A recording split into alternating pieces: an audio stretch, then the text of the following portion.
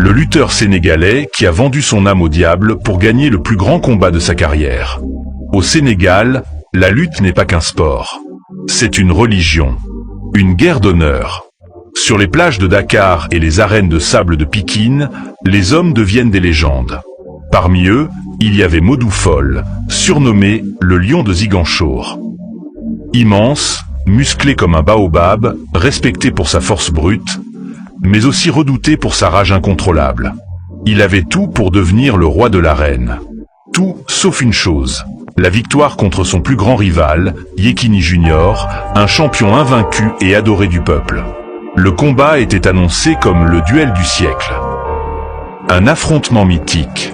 Le vainqueur entrerait dans l'histoire. Le perdant, dans l'oubli. Mais Modou avait peur. Il le cachait bien, derrière les chants guerriers et les danses traditionnelles, mais dans son cœur, il savait, Yékini Junior était plus fort, plus rapide, plus malin. Et alors, dans la nuit précédant le combat, quelqu'un frappa à sa porte. Un vieil homme, vêtu d'un grand boubou noir, entra sans être invité. Il ne portait ni gris-gris ni amulette visible, mais l'air devint plus lourd dès qu'il parla. « Tu veux gagner ce combat ? Oui, plus que tout au monde. Et que donnerais-tu pour cette victoire ? N'importe quoi. » Un sourire apparut sur le visage du vieil homme. « Alors, vends-moi ton âme. » Le lutteur fit un rire nerveux. Il avait grandi dans les traditions, il connaissait les contes de marabouts et de djinns, mais ce n'était que des histoires, non ?